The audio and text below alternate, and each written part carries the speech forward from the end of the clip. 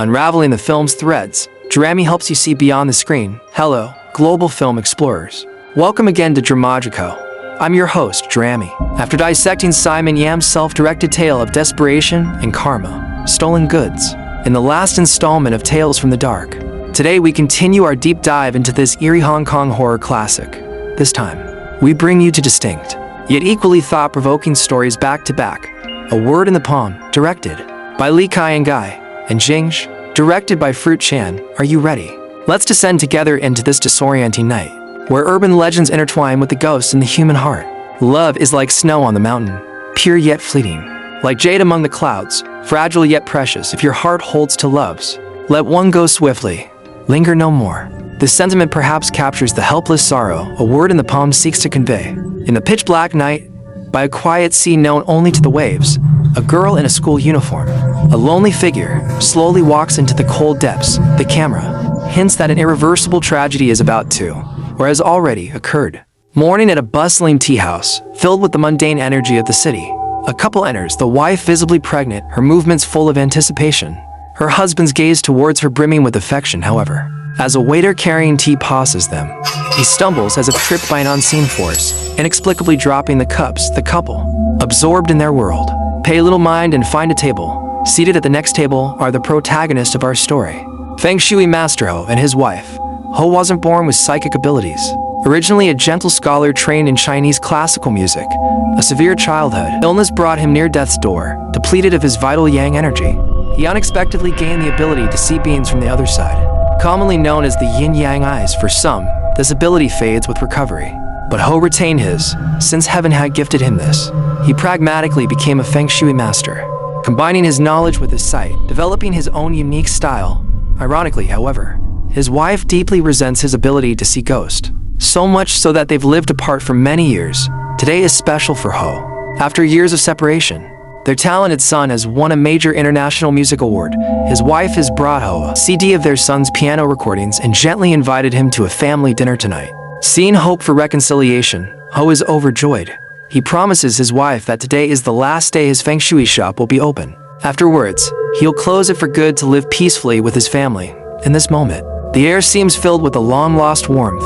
The couple, perhaps rediscovering the feelings of their first love, exchange glances with a hint of shyness and hope. However, ominous signs always intrude unexpectedly amidst this warm atmosphere. The paper screen divider on their table suddenly moves without wind, blown by an unseen cold breath, and falls over. Ho bends down to pick it up, but as he looks up, his gaze freezes on a pair of terrifying feet covered in wet sand, clearly not belonging to the living. Slowly walking towards them, Ho's heart pounds, but he forces himself to remain calm.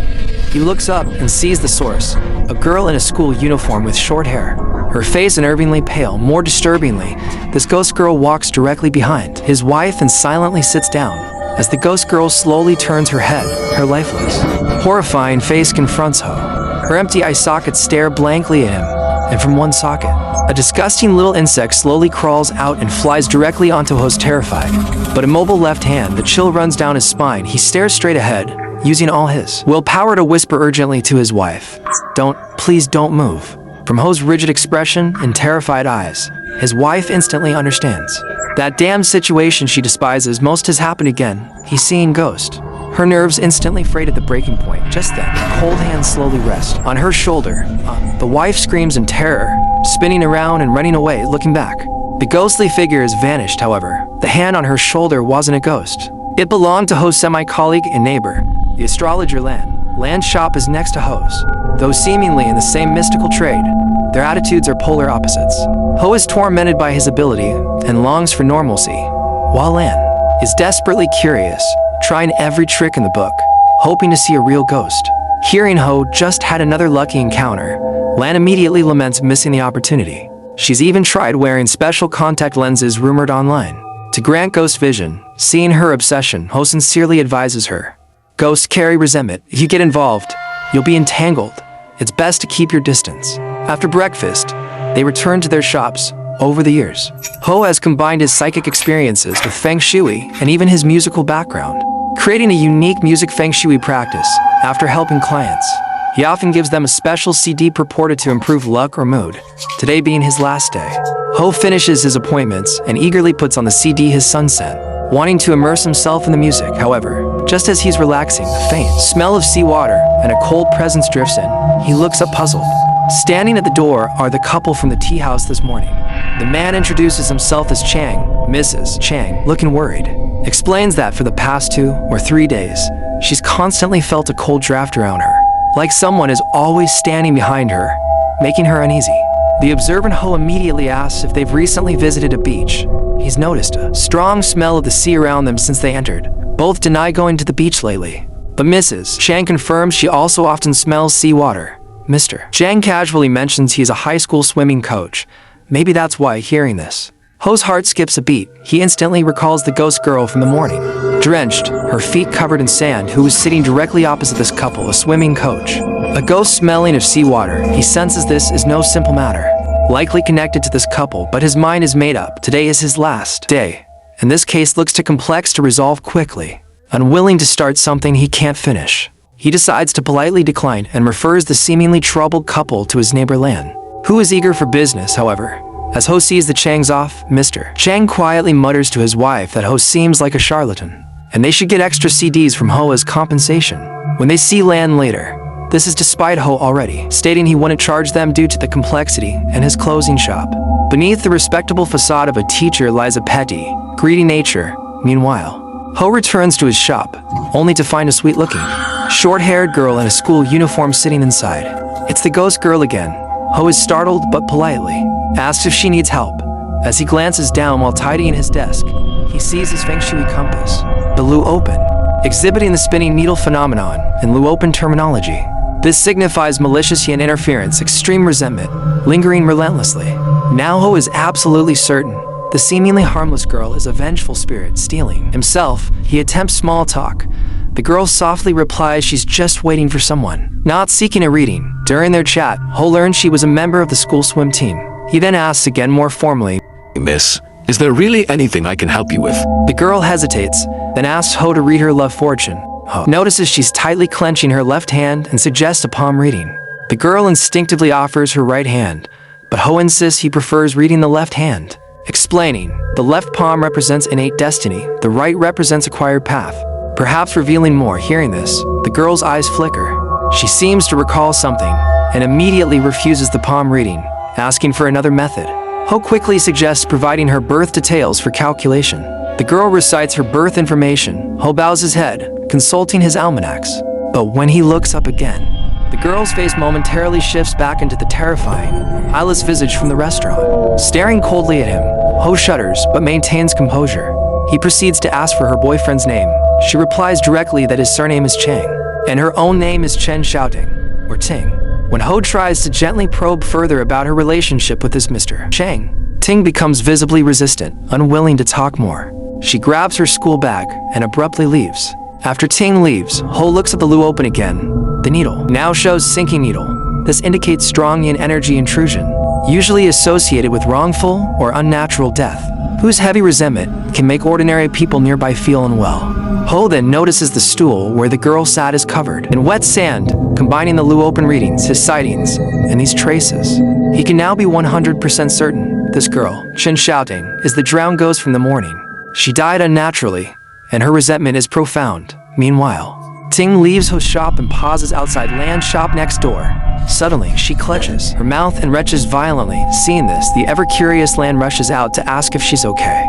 Just then, the Chang couple emerge from Lan's shop, having apparently scheduled a future appointment with her. They briefly acknowledge Lan and leave, but when Lan turns back to check on the unwell girl, Ting has vanished, as if she was never there.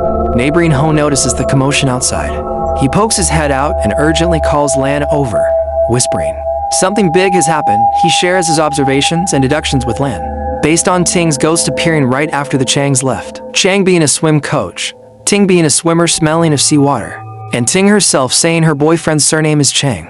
Ho concludes that Ting's death is almost certainly connected to the seemingly respectable Mr. Chang. Hearing this deduction, especially the confirmation of a real ghost, Lan, far from being scared, becomes incredibly excited. Finally, a chance to engage with the genuine case. However, Ho frowns deeply, feeling this is extremely troublesome. Ting died unjustly, filled with resentment, Getting involved with such a powerful spirit would be dangerous, but Lan ignores his concerns, excitedly rushing back inside, saying she'll immediately investigate the connection between Ting and Mr. Chang. Just then, Ho's wife calls again, reconfirming the time and place for their family dinner. Her tone is stern as she reiterates, absolutely no more ghost encounters today, and even if Hoda sees something, he must not tell her. Ho agrees verbally, hangs up, and momentarily pushes his worries aside.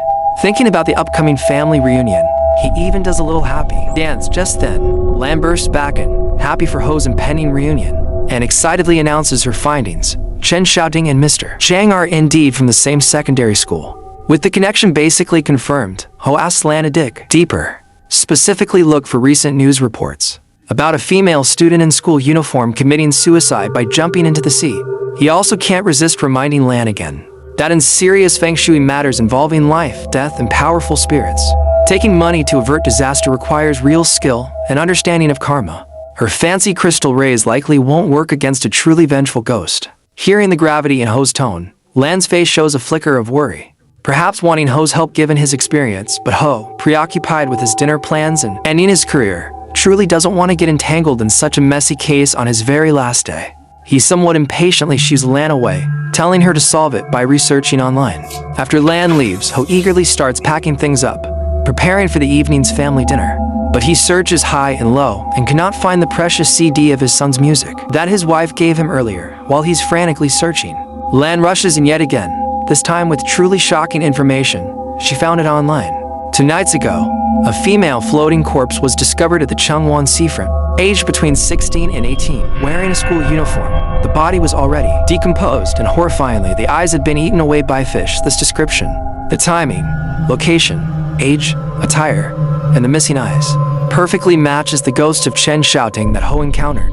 Online post and confirmation from her classmates verified. The victim was indeed Chen Xiaoting, but the most unexpected and sickening revelation from the autopsy report was that Chen Xiaoting was 3 months pregnant. This is an unbearable tragedy. An underage girl, pregnant, committing suicide or worse, suggesting immense suffering and injustice. Both Ho and Lan gasp. They've heard of the terrifying legend of the Zimusha or mother-child curse. If a fetus near full term dies in the womb due to murder, forced death, or the mother committing suicide with extreme hatred, their combined resentment forms an incredibly powerful and malevolent spirit. If that were the case here, even experienced Ho and bold Lan might have no chance of escape. Although Ting was only 3 months pregnant, perhaps not forming the legendary curse, the mere possibility sends chills down their spines, connecting Ting's pregnancy with Mrs. Chang's own pregnancy.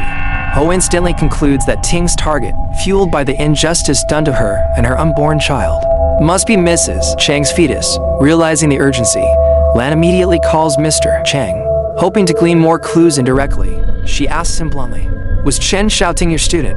After a hesitant confirmation from Mr. Chang, Lan hangs up. However, the simple confirmation call acts like a key, unlocking the floodgates of Mr. Chang's repressed memories. Or rather, his guilt. Flashbacks overwhelm him. Chen Xiaoting was indeed his student, one he favored, and just as Ho suspected, they had crossed the line into a forbidden student-teacher affair. They often met secretly in the empty swim team changing room. The memory surfaces of one encounter. After intimacy, Mr. Chang gently taking Ting's left hand, tracing something onto her palm with his finger. Perhaps a pet name, perhaps a promise. After seeing what he wrote, the infatuated Ting looked up, her eyes intense and devoted, saying, "I will never let go, even in death." Snap back to the present. Mr. Chang feels a surge of unease. He immediately calls his wife to check on her.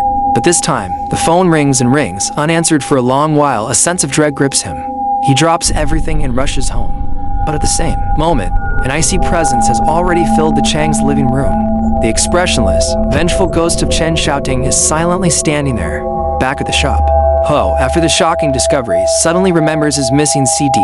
Could Mr. Chang have absent-mindedly taken it during his brief visit? He calls Mr. Chang immediately, but Mr. Chang answers frantically, saying he has no time for CDs. His wife isn't answering her phone, and he's rushing home in a panic at this point. Ho realizes he can no longer stay out of it despite his reluctance. He tells Lan they have to go to Mr. Chang's home, hoping to prevent a tragedy. When they arrive downstairs, Mr. Chang is already there, frantically trying his keys, locked out of his own apartment. Cornered and desperate, Under Ho's sharp questioning, Mr. Chang finally breaks down, admitting his affair and wrongdoing. But when Ho asks specifically why Ting always clenched her left hand, what he wrote there, the pathetic teacher shakes his head repeatedly, claiming it was too long ago. He just can't remember, seeing no other way. Ho knows only Ting herself can resolve this. He approaches the apartment door and tries to communicate with the ghost inside. He starts by lowering his stance, saying he doesn't want to interfere in her affairs. He just needs to retrieve his son's CD, explaining its importance for his potential reconciliation with his wife. Perhaps his sincerity touches her, or perhaps Ting, having died for love and obsession, resonates with Ho's desire for family unity. She surprisingly agrees. She'll let Ho enter alone to get the CD. After he leaves, she'll settle her score with Mr. Chang outside, getting permission. Ho turns to the nervous but curious Lan and whispers instructions. Ting died recently. Her resentment is strong but maybe not peaked. She's still just a kid fundamentally. Approach with empathy and compassion. Try to persuade her to let go of her obsession. Move on to reincarnation as he speaks. The apartment door creaks open automatically. Ho takes a deep breath and steps inside. Ting is standing there, not in her terrifying ghostly form, but appearing normal, though her eyes hold deep sorrow and resentment. Seeing this sliver of rationality, Ho feels a glimmer of hope. Maybe things can be resolved peacefully.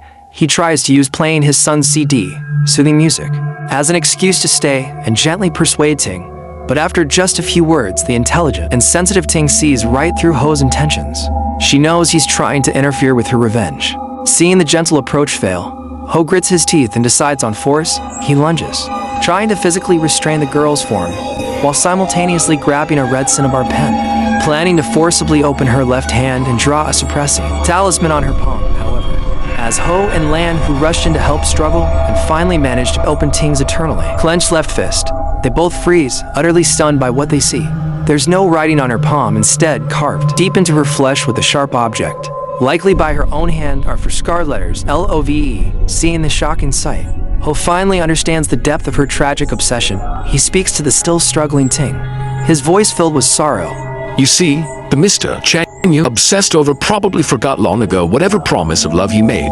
Maybe forgot everything he did.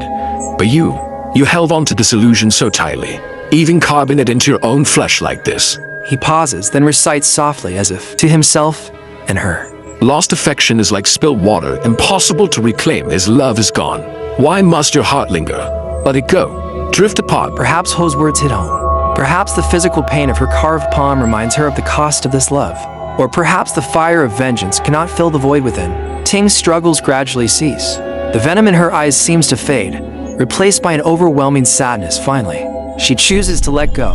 With the immediate crisis resolved, Ho, feeling a mix of relief and weariness after settling this matter, bids farewell to a contemplative Lan and hurries to the restaurant. Seeing his gentle wife and lovely son waiting for him, and thinking he might have prevented a greater tragedy, performed a good deed, Ho feels an unprecedented sense of ease and happiness. The family dinner is warm and pleasant. Midway, his wife excuses herself to the restroom. In that brief moment, his son, who had been eating quietly, suddenly looks up and whispers, Dad, is it because you often see those, things, that you're closing the feng shui shop? Ho's smile freezes. He immediately senses something's wrong. His son doesn't hide it. Subtly nodding towards the adjacent table, Ho follows his gaze. The table is empty to normal eyes. But in Ho's yin-yang vision, a blurry ghost uncle is sitting. Right there, his son has inherited his ability. Just then, his wife returns from the restroom. Seeing the strange expressions on her husband's and son's faces, she immediately becomes alert and questions them. But Ho just looks deeply at his son, and the son understands. Lowering his head, father and son exchange a silent glance, reaching an unspoken agreement. They will shield this woman they both love, protect the secret together, not letting her worry about these matters of yin and yang again. The story A Word in the Palm concludes on this note of bittersweet warmth and hidden undercurrents. A Word in the Palm explored obsession and release, sin and salvation. Now, directed by Fruit Chan, known for his sharp style and focus on gritty reality, Jing's takes us into a realm both more primal and perhaps more brutal. The unique Hong Kong folk ritual of villain hitting, used here to examine cycles of revenge, karma, and the blurred lines between victim and perpetrator. As we introduced earlier, Jing's, or awakening of insects, is the third solar term in the traditional calendar. Spring thunder arrives, nature awakens. But so do pests and negativity according to folklore. Ancient belief holds that the white tiger, A powerful deity capable of warding off harm also metaphorically opens its mouth on this day. It's also linked to gossip and disputes. Worshipping the tiger deity and performing the Dacu Yan or villain hitting ritual is believed to drive away bad luck and troublesome people, ensuring a smoother year. And in Hong Kong, under the Goose Neck Bridge in the Wan Chai district, this tradition comes vividly alive on the night of Jingsh. Goose Neck Bridge transforms the air, thick with incense smoke and the smell of burnt paper, buzzes with a strange energy, starkly contrasting the daytime traffic roar. Rows of makeshift stalls line the pavement, each presided over by a Shenpo or spirit woman, a professional villain hitter. Before them lie offerings, candles, paper tigers, paper effigies representing villains, and crucially, an old slipper used for the hitting. The incessant, rhythmic slap, slap, slap of slippers hitting paper echoes through the night, punctuated by the diverse, droning chants of the Shenpo, some fierce, some monotonous, adding a layer of mystical gravity to the proceedings. Large crowds gather, people patiently queuing, ready to vent their frustrations. They provide the names or details of their enemies, backstabbing colleagues, or home-wrecking third parties to be written on the paper effigies, and through the ritualized violence performed by the Shenpo, seek catharsis and cosmic justice. Our protagonist for this story, Po-Po or Granny Po-Po, is one such veteran villain hitter. By day, she scrapes by collecting cardboard and scraps, but during the Jingsh period, she sets up shop here under the bridge to earn extra cash. Today, however, despite the peak crowd, Po-Po arrived late, but she wasn't upset. Instead, a rare smile touched her lips. Her usually absent son, Kyung, had actually come home to share a meal with her, delaying her arrival. For her, it seems, family connection outweighs business. She expertly sets up her stall, lights the incense, arranges the offerings, quickly preparing everything needed for the ritual. Open for business. Soon, her first client arrives, a middle-aged woman, well-dressed but with a face etched in worry, steps out of a black Vimpart. Nearby, she first instructs her driver to watch her sleeping grandson in the car, then closes the door. But as the door shuts, the driver glances at the rearview mirror and jumps, startled by a fleeting image of a pale, bloated, expressionless face. The woman outside also seems spooked by something behind her, dropping the 2 photos she was holding. As she bends down to retrieve them, she vaguely sees a figure moving in the shadows across the way. Strangely, the figure seems to have only one bare foot. Puzzled, she picks up the photos, straightens up, and looks again, but the shadows are empty, shaking her head slightly, perhaps dismissing it as nerves. She walks purposefully under the bridge. As fate would have it, she walks directly to Po-Po's newly opened stall. Without preamble, the woman slams a photo onto the small table, demanding Po-Po start hitting immediately. The photo shows a beautiful young woman, but Po-Po barely starts tapping the slipper when the client complains. Not hard enough.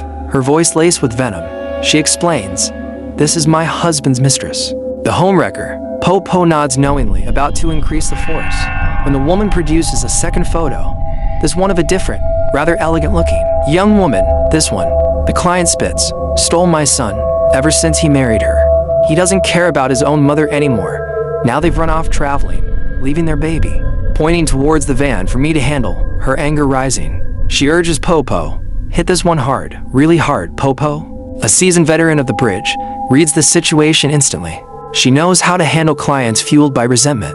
She calmly uses the client's escalating demands and fury to smoothly raise her fee from the standard $50 to $300. Then, chanting phrases of curses and retribution, she begins to strike the paper effigies representing the mistress and the daughter-in-law with vigor. The sharp slapping sounds fill the air, and the client's face twists in a complex mask of pain and vindictive satisfaction. After a period of chanting and hitting, the ritual nears its end. Po-Po picks up the mistress effigy and sets it ablaze, burning it to ashes. As she reaches for the daughter-in-law effigy to do the same, the client suddenly stops her, snatching the paper figure back. A grim smile plays on her lips. "This one who stole my son can't get off so easily," she says. Coldly, "I'm taking this home. I'll press it under my incense burner. Let the smoke torment her day and night for a whole year. Then I'll burn it." Po-Po, witnessing this level of bitterness, silently remarks to herself, "This lady plays rough." Outwardly, she just nods in agreement and hands the client a flyer, explaining Jing's customs. The woman, clutching the flyer and the unburned effigy, seems immensely satisfied, her anger partially vented, and turns to leave. As the woman walks towards the dimly lit street corner, a girl with disheveled hair covering her face, vacant eyes, and a stumbling gait brushes past her. The woman feels a sudden, inexplicable chill and instinctively looks back, but the street behind her is empty. Popo's stall soon attracts another customer. This one looks like a local gangster type. The gangster client, perhaps. He's clearly a regular, sitting down confidently and providing the names of rivals he wants hit so he can continue. Moving up, Popo starts the ritual professionally. But the gangster quickly complains she lacks force, isn't sincere enough. He grabs the warm paper slipper himself and starts hammering away at the effigy representing his competitor, shouting curses. Popo, unfazed, simply adapts, chanting along with his rhythm. Providing the spiritual backup, time passes late into the night. The crowds thin out. Most practitioners pack up. Popo lights her final incense stick, performs a quick closing ritual, and prepares to go home. But just as she's about to pack her stool, a pale, thin figure silently sits down beside her. Stopping her, Popo looks closely. It's a young girl, her face white as sheet, eyes empty. The girl speaks, her voice faint, carrying a chill. Granny, I also want villain hitting. Popo, exhausted after a long night, glances at the late hour and waves her hand dismissively. Closing time, miss. Come back tomorrow. I'm tired, no more business tonight. But the girl remains seated, motionless, simply repeating, I want villain hitting. Her tone, though still cold, now carries a hint of unyielding insistence, maybe even a subtle threat. Popo feels annoyed, turning sharply to snap at the girl, but her eyes fall on the girl's feet, her breath catches, and a shiver runs through her entire body. She sees it clearly now. The girl is wearing only one shoe. Her other foot is bare, caked in mud. Popo instantly breaks into a cold sweat. Recalling something terrifying, she collects herself, her tone changing. All right, you win. Seeing as you're so persistent, I'll do this last one for you. She warily sits back down, lights fresh incense, and asks, who do you want to hit? The girl shakes her head, her voice hollow. I don't know their names. Popo pauses. Hitting without a name is tricky. The girl continues, but there are 4 people, 3 men, 1 woman. Popo's heart thumps, but she follows procedure, taking out for blank paper effigies and handing them to the girl, indicating she can write descriptions or curses. As Popo prepares to pick up the slipper, the girl suddenly looks up, her eyes locking onto Popo's, her voice firm. No, I want to hit them myself. The girl takes the paper slipper, spreads the 4 effigies on the brick ground. She writes nothing, just stares intensely at Popo, then raises the slipper and begins to strike. Down, down, down, with all her might, hitting the 4 pieces of paper representing the villains. Her movements become increasingly forceful, almost frantic, as if pouring all her hatred, pain, and despair into the monotonous rhythm. As she hits, suppressed sobs begin to escape her, growing from whimpers into heartbreaking wails that echo eerily under the bridge. Watching this bizarre and sorrowful scene, Popo's heart sinks. Fragments of a memory she tried to bury surface uncontrollably. She abruptly stands, walks to her bundle of belongings, and retrieves something wrapped in old newspaper. Unwrapping it reveals a white cloth slipper, stained with dark, dried blood. It's the very shoe she secretly picked up after witnessing the girl's abduction. Popo takes a deep breath, carefully holding the bloodstained slipper. She walks back to the girl, who is still weeping and hitting, and gently offers her the shoe. Her voice is filled with a complex mix of fear and perhaps pity. Little sister, put it on, wearing it, crossing the Ney Bridge. The bridge to the afterlife will be more peaceful. With these words, she acknowledges she knows the girl is a ghost. However, the ghost, takes her own bloodstained slipper, but doesn't put it on immediately. She looks down at it, then up at Popo, the grief in her eyes deepening. The next moment, in a chilling act, she uses the shoe itself, instead of the paper slipper, to strike the effigies even more violently, more hysterically. Her cries become more desperate, more heart-wrenching. Across from her, Popo watches, her face grim, her eyes filled with dread and a dawning guilt. The memory of that rainy night floods back. Inescapable, she was scavenging in a back alley, as usual, when she saw this girl being dragged by 3 vicious men into a van. The girl saw her, desperately cried for help, banged on the window, pleading with her eyes. But when Popo saw the face of the man driving, the leader, she froze, recognizing him instantly. And then, shamefully, she pretended she saw nothing, averted her gaze, and hurried away, choosing self-preservation over intervention. As the van sped off, it left behind only a single white cloth slipper, dropped in the struggle just 1 day later. Popo saw the news report. The girl had been raped, murdered, and dumped at the seaside. The police soon investigated the area. When they questioned Popo, a frequent presence nearby, she lied, saying she saw nothing that night, and she secretly kept the shoe that could have been crucial evidence. Her memory ended. Back in the present, Popo watched the ghost's grief and fury, thought of her own indifference and lies, and for a moment, felt both fear and regret, standing frozen, utterly at a loss. Just then, the girl seemed tired from hitting. Her crying gradually subsided. She stopped her actions, just looking down at the paper figures now beaten to shreds. And at the same time, her revenge seemed to truly take effect on the perpetrators. First was one of the accomplices, the one wearing a hat that day. He was currently enjoying himself at a hidden massage parlor. Suddenly, he sensed something under the bed, looked down, and saw the girl's pale, swollen face. Eyeless, staring right at him, terrified beyond belief. The next second, an invisible force lifted him into the air, then brutally stuffed him through the narrow head hole of the massage table. Bones shattered, flesh mangled, he died instantly on the spot. Next was another accomplice from that day, the tattooed man. He was currently on a rooftop of an old building, playing mahjong and laughing with friends. But suddenly, he stood up, abruptly, his eyes vacant, saying, "This isn't fun, it's boring. I want to see the view then." He staggered to the edge of the rooftop, spread his arms, shouted jump to the void, and leaped off, falling from the high building, leaving no trace. Far below at the bridge, Po, though unable to see these gruesome scenes, seemed to sense the chilling wave of revenge and the approaching danger in the air. She suddenly remembered something, her face paled. She, trembling, took out her phone and dialed her son's number. It turned out, the reason she froze that night, the reason she chose avoidance and lies, was because she recognized the man driving, the leader, as her own good-for-nothing son, Kyung. The call connected at this moment. Her son Kyung was in an elevator in some building with his wife and child, the same daughter-in-law who came for villain hitting earlier, and the grandson from the van. Preparing to go home, the signal in the elevator was poor, intermittent. Po cried frantically, incoherently into the phone. Kyung, don't go out. Whatever you do, don't go out. There's a ghost. A ghost is coming for you. But Kyung on the other end couldn't hear clearly what his mother was saying, thinking it was just bad signal. Slightly shifting his position, trying to get better reception. Ting. The elevator doors opened. Strangely, his wife and child, trying to step out, seemed to be held fast by their ankles by something invisible. Unable to leave, however, Kyung, looking down, perhaps at his phone, perhaps just preoccupied, was completely unaware of the strange situation with his family behind him. He walked quickly out of the elevator door on his own, reaching the elevator lobby. The phone signal finally stabilized. He heard his mother's terrified cries on the phone, but didn't understand at all. Feeling a bit impatient, just then disaster struck. Outside the building near the road, a truck speeding on the bridge suddenly lost control, as if manipulated by a ghost, slamming violently into the roadside guardrail. The sturdy metal guardrail buckled severely, snapped in a jagged, broken piece like a spear, bounced a few times, and flew straight towards Kyung, who had just walked out of the building entrance and moved too fast. The angle too precise, impossible to dodge. With a sickening thud, the broken guardrail instantly pierced through his body, the immense force pinning him entirely against the cold iron gate behind him. Down at the bridge, hearing the distant massive impact and the ensuing screams, Po instantly understood what had happened. She ran frantically towards the accident scene, disregarding everything else.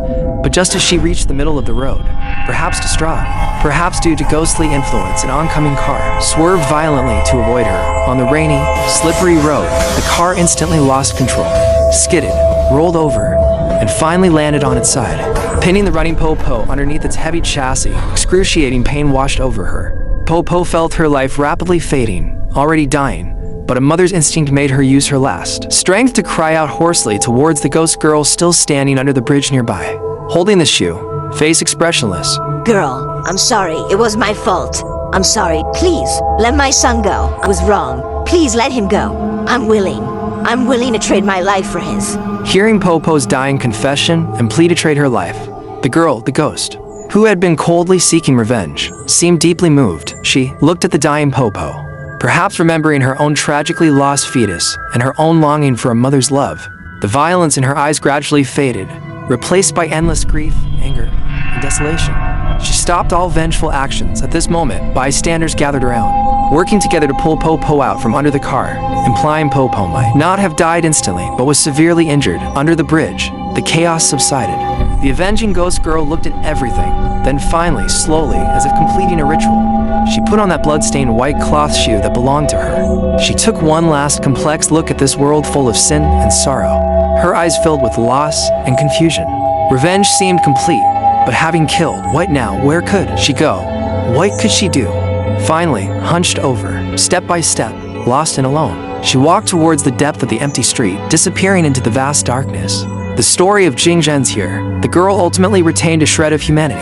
Perhaps moved by Popo's final repentance, she didn't pursue Popo to the absolute end. It also confirms the saying, every grievance has its source, every debt its debtor. Her revenge targeted only those who directly harmed her, not extending to Kyung's wife and child, who were innocent. Yet, even with her vengeance achieved, what awaits this pitiful girl? Perhaps only endless loneliness and wandering. Here at Dramagico, stories like these leave a deep impression, making us reflect long after the credits roll. Before we conclude, let's take some time to review and connect the threads of the film Tales from the Dark, particularly the two stories we focused on today, A Word in the Palm and Jingsh. They share common ground in themes, style, and cinematography, while also showcasing the distinct signatures of their respective directors. Resonating in varying themes, all three stories, including the first one, Stolen Goods, are woven with a core theme, cause and effect, karmic retribution, and lingering obsessions. Whether it's Guan burning himself alive due to greed and stolen goods, Ting's spirit lingering due to lost love and A Word in the Palm, eventually choosing release after Po's guidance, and seeing the truth of Love, or the evil receiving its due in Jingsh, where even the bystander who did nothing faces consequences of conscience and reality. They all profoundly reflect the Eastern cultural concept of you reap what you sow. At the same time, the stories explore communication breakdowns and the complexity of human nature. In A Word in the Palm, the distance between Ho and his wife, Zhang's deception and forgetfulness towards Ting, and Jingsh, Popo's indifference, the client woman's displaced anger, the gangster's aggression, all reveal the fragility and distortion of relationships in the modern city. The appearance of Ghost often serves not just for revenge, but as a reflection and questioning of the living's inner darkness. Contrasted directorial styles, A Word in the Palm, directed by Lee Kyung-gai, adopts a relatively restrained style focused on atmosphere building.